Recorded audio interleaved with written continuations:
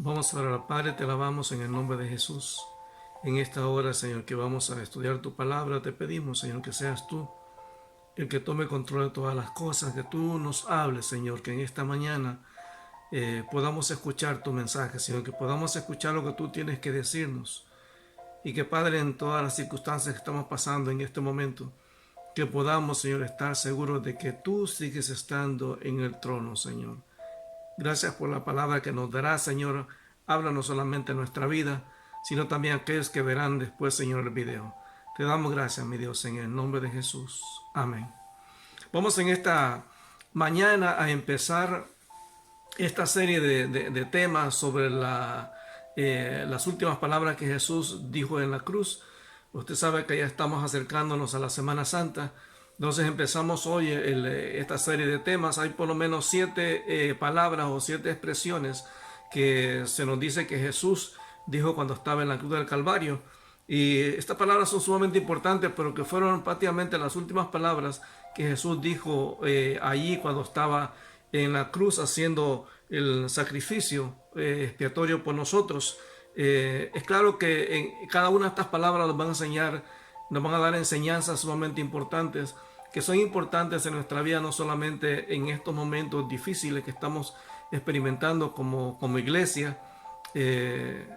Podemos darnos cuenta que Dios sigue estando en control, que Dios sigue estando con nosotros y que en medio de las circunstancias que estamos pasando, Dios sigue siendo real. Vemos a Dios moviéndose alrededor del mundo y por eso en esta mañana quisiéramos empezar en esta serie de temas que vamos a estar viendo hasta el tiempo de la Semana Santa. Usted sabe que la cuarentena termina incluso después de la Semana Santa. Ahora, una de las cosas importantes que necesitamos recordar es que la crucifixión, según nos dicen los historiadores, era una muerte realmente humillante y dolorosa, era una ejecución. La persona tenía, en el caso de Jesús, que llevar la cruz o el madero, que el travesaño que llevaba así puesta en la cruz, hasta el lugar donde iba a ser la crucifixión. Y la persona llegaba agotada, muchos llegaban ya con pocas fuerzas. Jesús llegó hasta el punto de donde iba a ser crucificado y dice la palabra pues que ahí lo crucificaron junto a dos ladrones. Y es interesante que dice que Jesús fue crucificado a la hora tercera, que sería muy temprano, como a las 9 de la mañana prácticamente de nuestro horario. Entonces, la palabra nos dice allí en Marcos capítulo 15, Marcos 15, 25, que era la hora tercera cuando le crucificaron. Era más o menos a las 9 de la mañana. Ahora, cuando Jesús está ahí en la cruz, es claro que la tensión es fuerte, hay una carga espiritual porque Él está cargando sobre sus hombros el pecado de todo el mundo. Él está ganando a través del sacrificio en la cruz del Calvario el acceso para que toda persona que vaya a creer en Él pueda tener salvación y vida eterna. Y estando ahí en la cruz, Jesús ve a los discípulos, por lo menos ve a Juan, ve a las mujeres que eran sus discípulas, sus seguidoras, ve a su madre María. Los demás discípulos han ido huyendo por miedo a las represalias de los judíos o de los romanos. La gente está en ese momento, algunos burlándose, otros lamentándose. Están ahí los religiosos también haciendo burla de él. Pero en ese momento Jesús empieza entonces a hacer 7 expresiones o 7 palabras. Y cada una de esas palabras nos dan enseñanzas muy profundas para nosotros, no solamente para esta época que se está acercando a la Semana Santa, sino para cualquier momento en nuestra vida. Ahora, la primera palabra que Jesús menciona en la cruz del Calvario es lo que hemos llamado la palabra del perdón. Jesús dice ahí en la cruz del Calvario, Padre, perdónalos porque no saben lo que hacen. Ahí en Lucas capítulo 23, Lucas 23, versículo 32. Lucas capítulo 23, versículo 32. Vamos a buscarlo por favor en la Biblia. Lucas 23. Lucas 23, versículo 32. Dice la palabra que llevaban también con él a otros 2 que eran malhechores para ser muertos. Y cuando llegaron al lugar llamado de la calavera, le crucificaron allí y a los malhechores, uno a la derecha y otro a la izquierda. Y Jesús decía: Padre, perdónalos, porque no saben lo que hacen. Y repartieron entre sí sus vestidos y echaron suerte. Entonces Jesús está allí en la cruz, ya está crucificado, ya ha pasado por todo el proceso judicial, las acusaciones, los golpes, las escupidas, las ofensas, pero ya él ahora está en la cruz, posiblemente con mucho dolor por todo lo que ha sufrido. Pero Jesús en ese momento empieza a decir la primera expresión, y la primera expresión que él dice: Padre, perdónalos porque no saben lo que hacen. Es claro que Jesús está dirigiendo su oración primero al Padre, y esa es una enseñanza profunda. Porque cuando estamos en crisis, en necesidades, y no solamente en esos momentos difíciles, en cualquier momento, nuestra oración siempre tiene que ser dirigida al Padre. Ese es el clamor de Jesús en este momento. En este momento de crisis, de dolor, de abandono, de rechazo, de estar cargando el pecado del mundo sobre sí mismo, Jesús, su dependencia está siempre en Dios el Padre.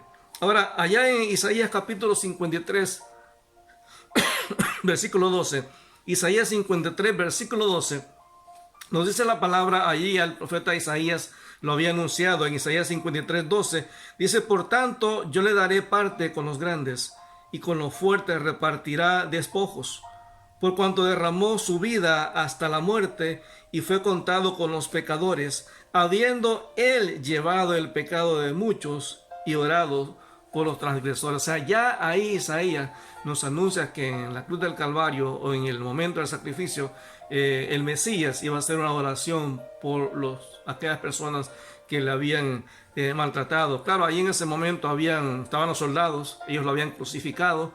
Muchos pueden justificar que, bueno, ellos tenían la orden de hacerlo y simplemente habían seguido una orden. Jesús ora por los religiosos que lo habían rechazado, que lo habían humillado, que habían hecho todo lo posible para condenarlo a muerte. Jesús estaba orando por las multitudes que días anteriores habían estado clamando que él era bendito porque venía en el nombre del Señor, pero que momentos anteriores habían estado pidiendo que lo crucificaran.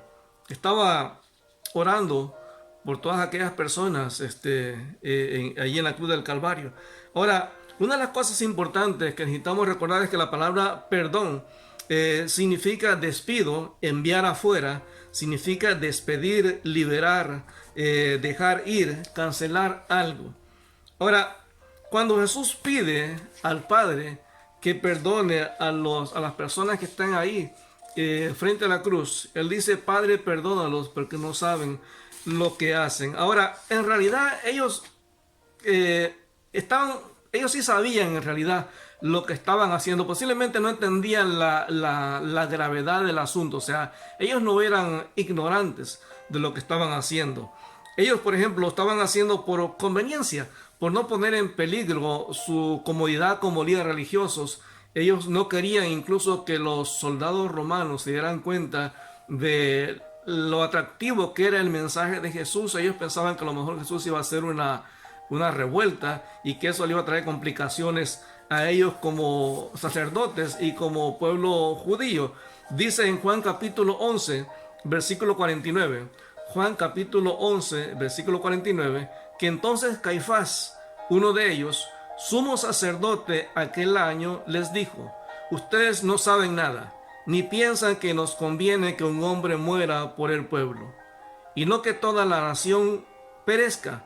Esto no lo dijo por sí mismo, sino que como era el sumo sacerdote aquel año, profetizó que Jesús había de morir por la nación. En las palabras de Caifás se nota claramente que para él lo importante es que los soldados romanos no les hagan problemas, que no les afecte su posición social como sacerdotes, que no vayan a atacar al pueblo. Entonces para ellos ven a Jesús como alguien que puede causarles problemas, y entonces es conveniente que él realmente muera en la cruz del Calvario, y así se quitan ese problema. Entonces sí, ellos tenían razones realmente para qué matar a Jesús. O sea, no creían, en realidad nunca creyeron que Jesús era el Mesías. Lo veían más como una persona problemática, pero realmente Jesús no está excusándonos. Hay que entender que Jesús no está disculpando las acciones de estas personas. Por ejemplo, ellos lo mataron porque el evangelio, el mensaje de Jesús, era contrario a su religión y según ellos Jesús ofendía a Dios. Es decir, todo el mensaje de Jesús, por ejemplo, se acercó a prostitutas, Jesús se acercó a cobradores de impuestos, Jesús se acercó a todas aquellas personas que la misma religión judía no aceptaba. Entonces para ellos vieron lo que Jesús hacía, el mensaje de Jesús era como un mensaje contrario a lo que ellos habían enseñado. Dice en Juan capítulo 10, versículo 30. Juan capítulo 10, versículo 30. Aquí Jesús, por ejemplo, ellos lo veían como alguien que blasfemaba, como alguien que se hacía pasar por Dios. Juan capítulo 10, versículo 30. Dice, yo y el Padre uno somos. Entonces los judíos volvieron a tomar piedras para apedrearle. Y Jesús les respondió, muchas buenas obras les he mostrado de mi Padre. ¿Por cuál de ellas me quieren apedrear? Le respondieron los judíos diciendo, por buena obra no te apedreamos, sino por la blasfemia, porque tú siendo hombre te haces Dios. O sea, realmente cuando ellos presionan a Pilato y a Herodes para que manden a Jesús a la cruz, ellos lo están viendo a él como un blasfemo, como una persona que se ha hecho pasar por Dios. O sea, era claro, ellos entendían el mensaje del evangelio. Entonces para ellos lo que Jesús realmente enseñaba era algo que se oponía a la enseñanza de Dios como Dios único. Jesús se oponía con el evangelio, según ellos, al mensaje de Moisés, a la Torá. Entonces por eso ellos tratan de impulsar para que Jesús muera. Entonces sí, ellos realmente eran conscientes de lo que estaban haciendo. Ellos habían rechazado a Jesús y por eso habían impulsado para que Jesús muriera. Así que Jesús realmente no está disculpándolos porque realmente eran ignorantes o inocentes por lo que estaban haciendo. Simplemente que Jesús estaba tratando de darle una enseñanza a nosotros, principalmente como discípulos de él. Una enseñanza que va mucho más allá de lo que nosotros a lo mejor a veces podamos ver. En Hechos capítulo 2, versículo 22 al versículo 24, muestra que aunque el ser humano, aunque los romanos, aunque los judíos, aunque la gente del pueblo, aunque los religiosos, ellos tuvieron culpa realmente por la muerte de Jesús, la muerte de Jesús era parte del plan de Dios. Fue Dios quien decidió que su hijo muriese en la cruz del Calvario. Allá en Hechos capítulo 2, versículo 22. Hechos 2, versículo 22. Pedro explica que realmente la muerte de Jesús fue parte del plan de Dios. Era necesario. De hecho, cuando él estaba en el huerto de Getsemaní, él le dijo al Padre que si era posible que pasara de él esa copa. Pero es claro que Jesús entendía que el ir a la cruz era parte del plan de Dios. Dice en Hechos capítulo 2, versículo 22. Pueblo de Israel, escuche. Dios públicamente aprobó a Jesús de Nazaret al hacer milagros poderosos, maravillas y señales por medio de él, como ustedes bien lo saben. Pero Dios sabía lo que iba a suceder y su plan predeterminado se llevó a cabo cuando Jesús fue traicionado. Con la ayuda de gentiles sin ley, ustedes lo clavaron en la cruz y lo mataron. Pero Dios lo liberó de los terrores de la muerte y lo volvió a la vida, pues la muerte no pudo retenerlo bajo su dominio. O sea, todo estaba bajo el plan de Dios, pero eso no es excusa para lo que los judíos hicieron. Eso no es excusa para lo que los romanos hicieron. Eso no es excusa para realmente, para lo que la gente hizo, para lo que los religiosos hicieron.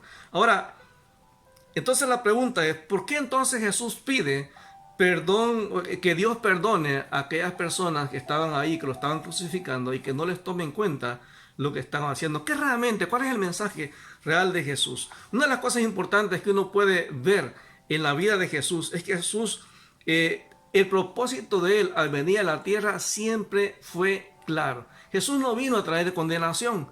Jesús vino a traer vida, vida eterna. Jesús vino a proclamar el perdón, las buenas nuevas del evangelio. Dice la palabra en Juan capítulo 3, versículo 16 y versículo 17. Juan capítulo 3, versículo 16 y versículo 17, que el propósito de la venida de Jesús era proveer perdón y no condenación. Porque de tal manera amó Dios al mundo, que dio a su Hijo único, para que todo aquel que en él cree no se pierda, mas tenga vida eterna. Porque no envió Dios a su Hijo al mundo para condenar al mundo, sino para que el mundo sea salvo por él. O sea, Jesús, cuando estaba pidiendo al Padre que no les tomase en cuenta aquellos que esta gente estaba haciendo, cuando Jesús está pidiendo al Padre que perdone a esta gente, Jesús está proclamando realmente que Él no vino realmente a condenar al mundo.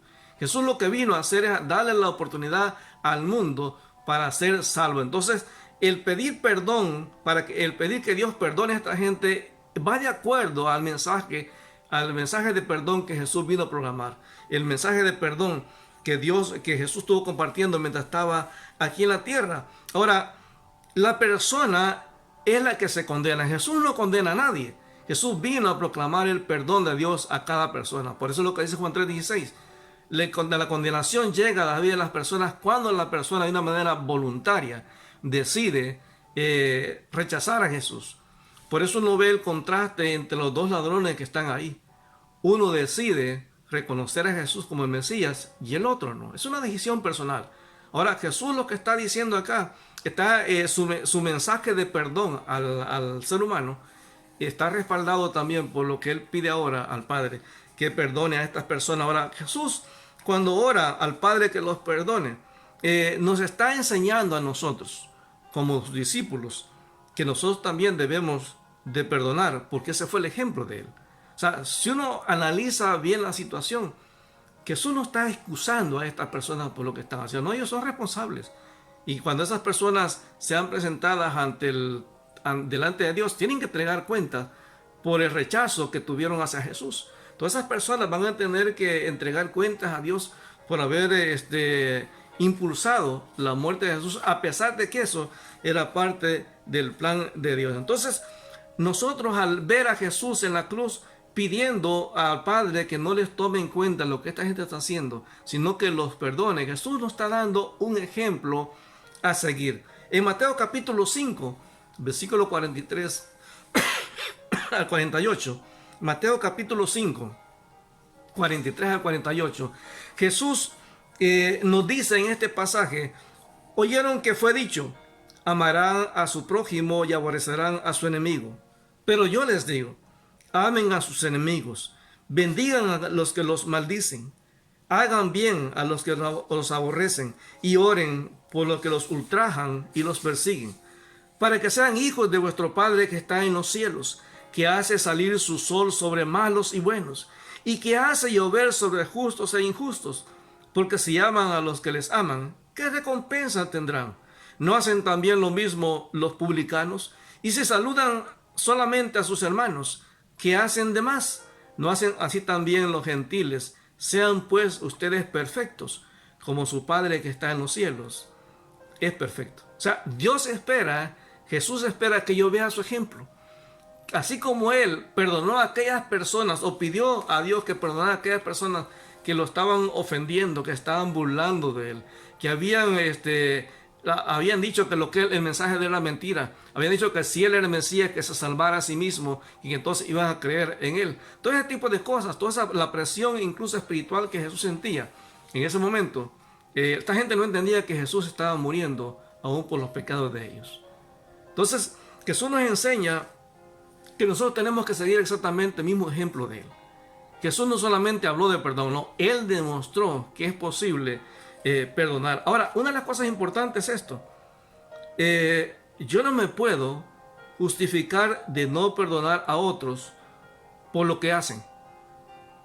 O sea, si Jesús pidió perdón a Dios por estas personas que le estaban haciendo mal, yo no puedo justificarme y decir, yo no voy a perdonar realmente a las personas que me han hecho daño. No, porque a lo mejor puedo justificarme pensando de que las personas no se lo merecen, o que la persona no me ha pedido perdón. Ninguna de estas personas le estaba pidiendo perdón a Jesús, pero Él le pide al Padre que ofrezca el perdón también a estas personas. Posiblemente hay personas que nos han ofendido, que han hecho cosas para dañarnos, y nosotros tenemos la responsabilidad de parte de Dios de seguir el mismo ejemplo de Jesús y perdonar de la misma manera que Él perdonó a estas personas, que Él ofreció perdón a esta persona. Otra vez, puede ser que la persona nunca te pida perdón, como estas personas no le pidieron perdón a Jesús. Puede ser que estas personas sí realmente te han hecho daño, como las personas estas le habían hecho daño a Jesús. Es interesante que a veces se nos olvida que la persona que ofende rara vez se vuelve a acordar de la ofensa que hizo. Entonces muchas veces el ofendido es el que sigue sufriendo una y otra vez. A veces la persona considera que lo que hizo fue significante, no fue realmente tan grave. A veces ni siquiera le interesa tratar de arreglar las cosas. En Efesios capítulo 4, versículo 31, nos lleva a entender que la palabra de Dios nos dice que tenemos que perdonar así como Cristo perdonó. Dice, quítense de ustedes, Efesios 4:31, quítense de ustedes toda amargura, enojo, ira, gritería, maledicencia y toda malicia. Antes bien sean buenos unos con los otros, misericordiosos, perdonándonos unos a otros como Dios también nos perdonó a nosotros en Cristo. Así que el perdón es algo que yo debo decidir dar, ¿no? Realmente el perdón es algo que debo de dar porque Dios me ordena que perdona, a pesar de que la otra persona no lo pida. Ahí en Mateo capítulo 18, versículo 21. Mateo 18, versículo 21. Dice que Pedro se acercó a Jesús y le dijo, Señor, ¿cuántas veces perdonaré a mi hermano que peque contra mí? ¿Hasta 7? Jesús le dijo, no te digo hasta 7, sino hasta 70 veces 7. Entonces el perdón es ilimitado. A veces nos cuesta entender, pero cuando nosotros podemos comprender que Dios nos ha perdonado a nosotros, tenemos que entender que Dios espera que sigamos el mismo ejemplo. Así que Dios nos manda que debemos de perdonar, porque así como Él nos ha perdonado, también nosotros tenemos que perdonar a las otras personas. Y otra vez, muchas veces al ofensor no le interesa pedir perdón. Muchas veces el que nos ofendió ni se acuerda realmente que nos hizo daño. Dice aquí en Colosenses capítulo 3, porque a veces tenemos la excusa de que yo no voy a perdonar y a mí no me hablan de perdón. Pero mira lo que dice Colosenses capítulo 3, versículo 12. Colosenses 3, versículo 12. Lo voy a leer en la nueva traducción viviente. Nueva traducción viviente. Colosenses capítulo 3, versículos 12 y versículo 13. Dice, dado que Dios los eligió para que sean su pueblo santo y amado por Él, ustedes tienen que vestirse de tierna compasión, bondad, humildad, gentileza y paciencia. Sean comprensivos con las faltas de los demás y perdonen a todo el que los ofenda. Recuerden que el Señor los perdonó a ustedes, así ustedes también deben perdonar a otros. Es decir, tenemos que perdonar no solamente porque fue el ejemplo de Jesús, sino que también tenemos que perdonar porque Dios nos manda que perdonemos. Es decir, no es una opción. O sea, yo no puedo decir que conozco a Jesús, que tengo una relación personal con Dios y realmente no decido perdonar. Cuando yo no perdono, al final de cuentas soy yo el que tengo el problema. O sea, si la otra persona me pide o no perdón, a final de cuentas, el problema lo tengo yo. Porque la otra persona a lo mejor está haciendo su vida como si nada hubiese pasado. Pero muchas veces yo sigo cargando a través de los años esa misma situación, esa misma carga. Y sigo pensando que esa persona no se merece. Bueno, nadie se merece el perdón. Ninguno de nosotros merece realmente que Dios nos perdone. Pero usted y yo hacemos cuenta de todas las cosas que Dios nos perdona todos los días. Dice 1 de Juan, capítulo 1, versículo 9, que si confesamos nuestros pecados, Dios es fiel y justo para perdonarnos y limpiarnos de toda maldad. Es decir, Dios espera que así como Él me da perdón, yo también perdone. O sea, Dios espera que el perdón sea algo que esté en mí. Y otra vez, la persona que a lo mejor me ofendió no se merece el perdón. Realmente el perdón no se da porque la persona se lo merezca. El perdón se da porque Dios nos manda que perdonemos. El perdón se da porque Dios me ha perdonado a mí también. Eso es lo que dice la palabra. que así como Dios nos ha perdonado, si usted y yo hacemos cuenta de todos los pecados que Dios nos ha perdonado, son muchos. Ahora, ¿cuántos de nosotros hemos ofendido a otras personas y hemos sentido bien cuando esa persona nos ha dicho, ¿sabes qué? Te perdono. De la misma manera, nosotros tenemos que también perdonar a otras personas que nos han ofendido.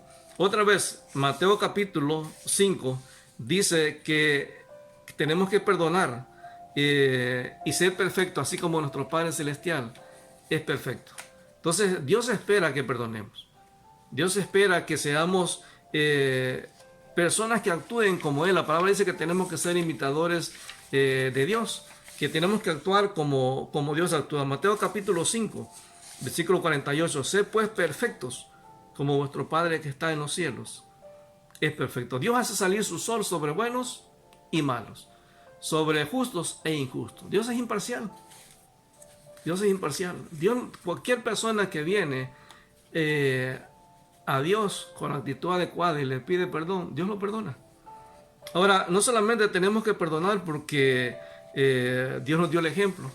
No tenemos que solamente perdonar porque Dios nos da la orden. También tenemos que perdonar porque la falta de perdón, querramos aceptarlo o no, la falta de perdón afecta mi relación con Dios. Yo no puedo pretender tener una buena relación con Dios. Yo no puedo pretender que puedo venir delante de Dios y pedirle perdón cuando yo no perdono. O sea, yo no puedo esperar que Dios sea bondadoso conmigo cuando yo no puedo perdonar a otras personas.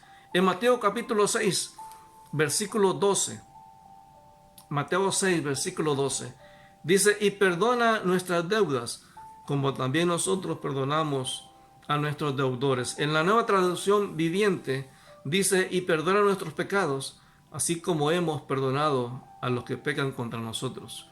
O sea, en el Padre Nuestro, ese es como un requisito. Yo le digo en la oración del Padre Nuestro al Señor, Señor, perdóname así yo como perdono a las otras personas. Es decir, Señor, si yo niego perdón a las otras personas, Señor, niégamelo también a mí.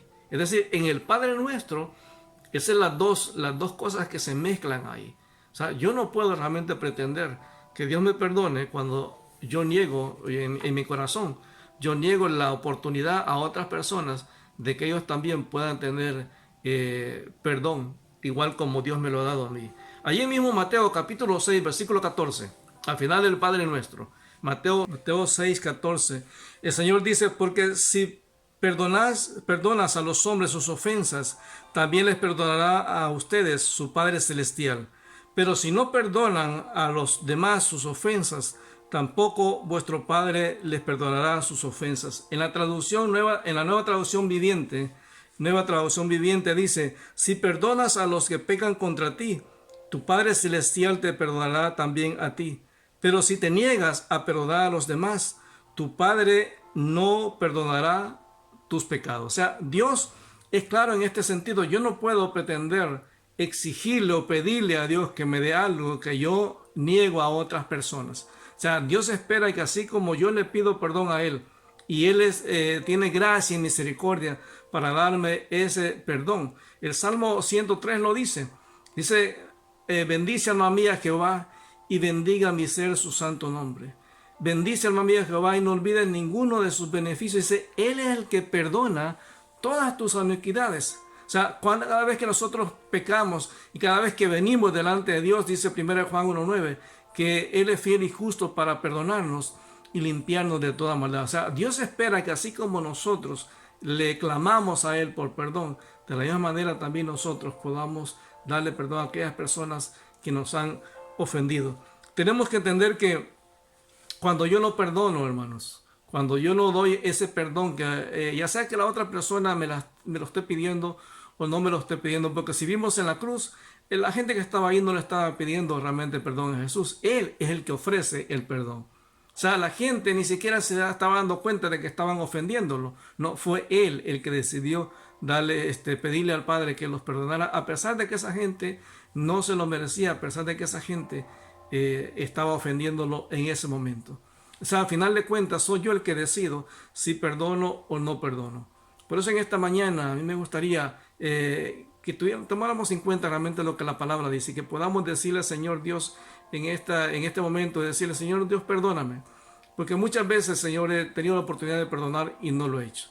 Pero Padre, en este momento, en el nombre de Jesús, te pido, Señor, ayúdame a poder dar perdón así como tú me lo das. Señor, que yo pueda seguir tu ejemplo, que yo pueda, Señor, también seguir tu palabra, lo que tu palabra dice, que yo pueda, Señor, mantener esa relación íntima, personal contigo, a través de poder dar perdón a aquellas personas que me han ofendido, Señor. No importando si se lo merece o no se lo merece, no importando si me piden perdón o no me piden perdón. Y Padre, en esta mañana, Señor, quiero orar, Señor, delante de ti y pedirte, Padre, que seas tú el que tome, Señor, control de todas las cosas.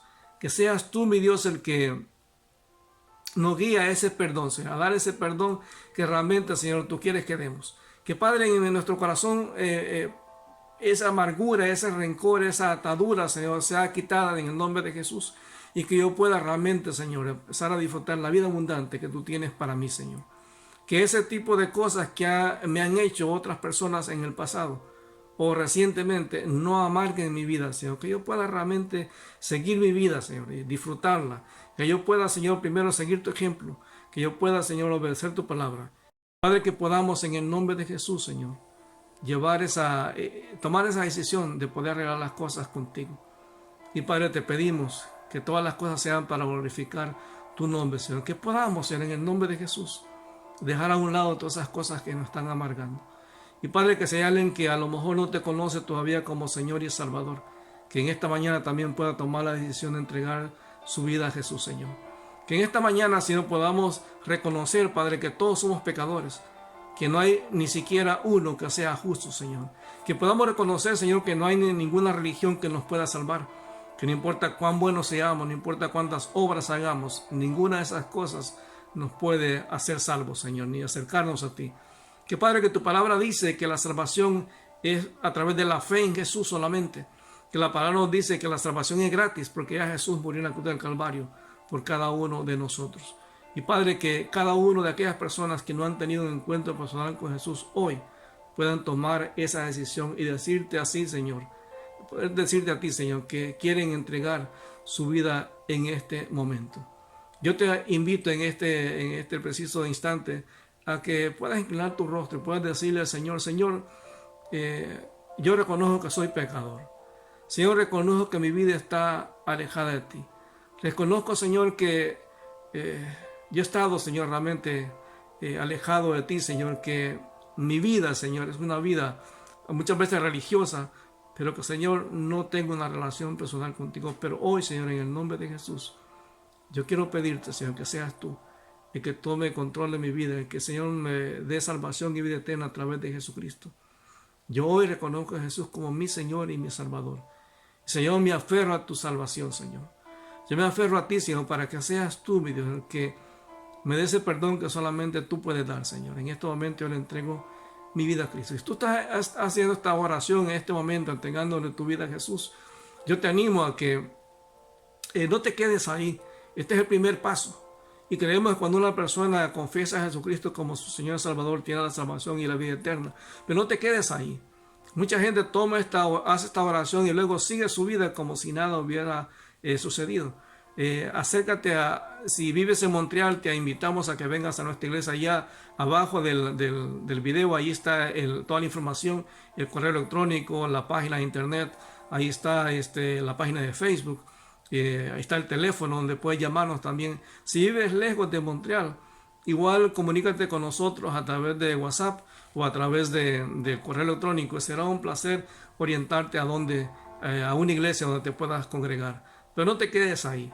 Y amado hermano, tú que ya conoces a Cristo, no dejemos que la palabra del Señor caiga en un saco roto. Tomemos decisiones para que el Señor realmente sea el que haga la obra en nuestra vida, pero también nosotros hagamos nuestra parte. Así es que vamos a orar en esta mañana. Padre, te alabamos en el nombre de Jesús. Yo te pido, Señor, que bendigas a aquellos hermanos que están en este momento escuchando este mensaje, Señor. Que seas tú, mi Dios, el que tome control de cada vida. Padre, que seas tú el que pueda, Señor, guiarnos a dejar a un lado todo ese tipo de cosas que no nos ayudan en nada, Señor. Te pedimos Perdón en el nombre de Jesús por las veces, Señor, en las que hemos escuchado ese llamado tuyo a perdonar y nos hemos negado a hacerlo, Señor. Pero Padre, en el nombre de Jesús, en esta mañana queremos reconocer ante de ti y pedirte perdón, Señor. Ayúdanos a dar el perdón a esa persona aunque no se lo merezca, aunque no nos lo pida, Señor. Porque al final de cuentas tú quieres que nosotros vivamos una vida libre, Señor, de ese tipo de ataduras, y que podamos vivir disfrutando la vida abundante que Jesús nos ha ofrecido. Por eso, Padre, en esta mañana te alabamos y te bendecimos. Y te pedimos, Señor, que a cada momento nuestra vista esté puesta en ti. Y Padre, que te queremos agradecer porque en medio de esta situación, Señor, tú nos has guardado. Gracias por los hermanos de la iglesia. Gracias por cada hermano, Señor, que está viendo este mensaje. Gracias por aquellas personas que van a ser tocadas a través de tu palabra. Y mi Dios, te agradecemos porque tú eres bueno, Señor, porque para siempre es tu misericordia. Señor, nos gozamos y qué privilegio ser llamado tu hijo, Señor, ser tu hijo. Y mi Dios, te damos gracias. Te pedimos que cada serie cada tema de esta serie, Señor, sea de bendición para nuestra vida. Te damos gracias, mi Dios, y te bendecimos. Y recordamos otra vez a los hermanos que el miércoles hay oración y que el viernes también hay oración igual a través de este medio. Te damos gracias, Señor, y te bendecimos. En el nombre de Jesús. Amén. Amados hermanos, Dios les bendiga. Y qué bendición poder aún seguir en contacto como hermanos a través de este medio. Que Dios me les bendiga mucho y estamos orando por ustedes. Muchas bendiciones. Hasta luego.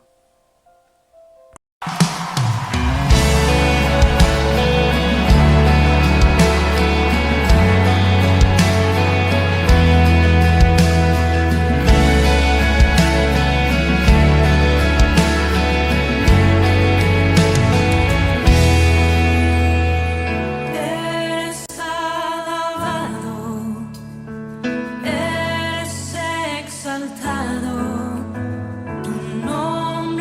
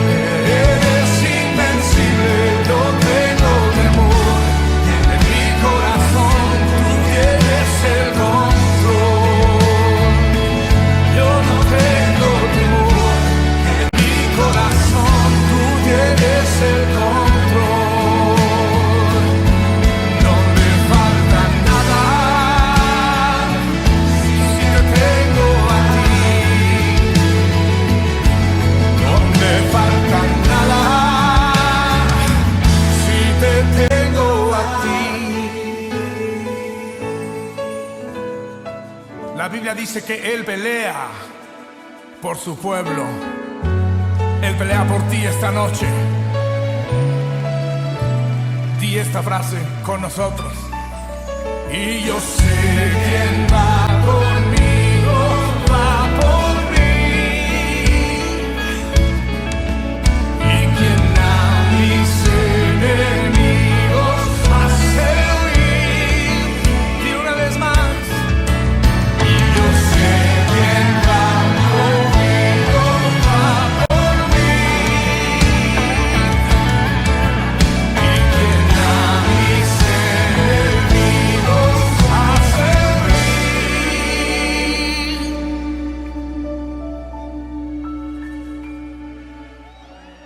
Dios imparable, Dios de imposibles, inigualable, eres invencible. Dios imparable, Dios de imposibles, inigualable, eres invencible. No tengo temor, en mi corazón tú tienes el control. No tengo temor, en mi corazón tú tienes el control. No me falta nada si te tengo a ti. No me falta nada si te tengo a ti. A ti, Jesús, no me falta nada si te tengo a ti. No me falta nada si te tengo a ti, Señor. No me falta nada si te tengo a ti, a ti. No me falta nada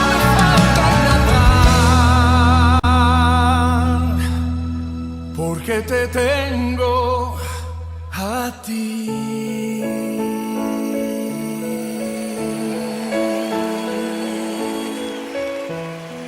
Que se oiga esa alabanza en todo el